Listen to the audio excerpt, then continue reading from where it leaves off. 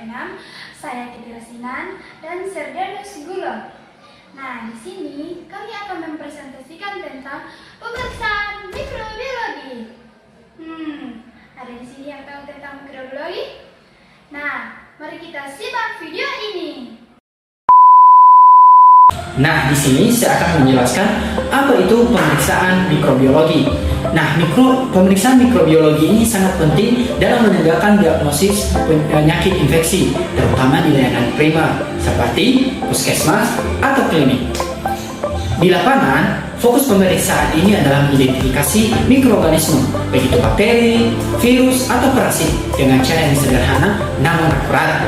Nah, mungkin teman-teman bertanya, tujuan pemeriksaan ini apa sih? Nah, di sini itu saya akan paparkan tujuan utamanya antara lain mengetahui mikroorganisme penyebab infeksi, menentukan terapi yang tepat, menghindari resistensi antibiotik, mendeteksi wabah dini, dan mengevaluasi terapi. Nah, di sini juga jenis pemeriksaan di lapangan yang paling sering digunakan adalah seperti yang pertama, kultur bakteri untuk urin, luka, atau dahak. Nah, mungkin juga di sini pernah di rumah teman-teman ada dari tim kesehatan datang untuk ambil kultur dahak orang tua atau saudara-saudara kita. Jadi nanti dikasih di wabah. Nah, itu untuk dikasih nanti untuk pemeriksaan mikrobiologi. Nah, yang kedua, pewarnaan gram sebagai screening cepat. Selanjutnya, tes sensitivitas antibiotik atau AST. Dan yang terakhir, pemeriksaan tinja dan swab luka atau cervix juga dilakukan untuk kasus tertentu. Nah, prosedur pengambilan sampel. Nah, contohnya ini, untuk urin dikumpulkan dan dari aliran tengah atau midstream. Nah, kedua, dahak diambil pagi hari sebelum makan. Luka diusap dengan swab steril dan semua harus ditangani secara aseptik. Nah, selanjutnya mungkin teman-teman bertanya, tadi kan saya bahas tentang pewarnaan gram. Nah, proses kultur dan pewarnaan ini itu spesimen ditanam pada media seperti belah agar atau makonkey. Nanti diinkubasi 24 sampai 48 jam atau selama 2 hari, 1 sampai 2 hari, lalu diamati pertumbuhan koloninya. Nah, untuk gram stain, sampel difiksasi diberi warna kristal violet hingga safranin. Nah, dan dibaca dengan mikroskop. Nanti hasilnya bisa gram positif. Nanti positifnya itu warna ungu dan yang gram negatif itu warnanya merah muda. Nah, kemudian selanjutnya adalah tes sensitivitas antibiotik.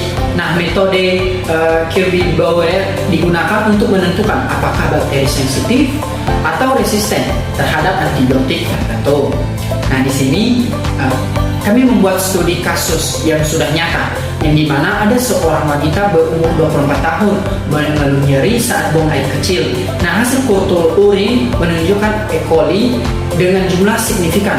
Nah, tes sensitivitas menunjukkan bakteri ini sensitif terhadap nitrofurantoin setelah pengobatan.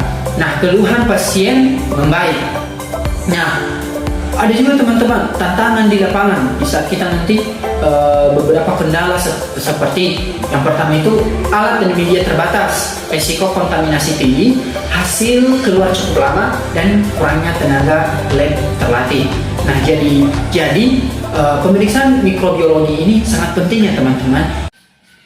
Nah, teman-teman, bagaimana dengan materi ini, menyenangkan bukan? Sebagai kesimpulannya, pemeriksaan mikrobiologi sangat penting untuk menegakkan diagnosis infeksi secara tepat loh. Dengan mengetahui jenis mikroba penyebab penyakit, maka pengobatan diberikan secara spesifik dan efektif. Nah, pemeriksaan ini dilakukan di rumah sakit, puskesmas, dan laboratorium mikrobiologi, terutama pada pasien infeksi menular.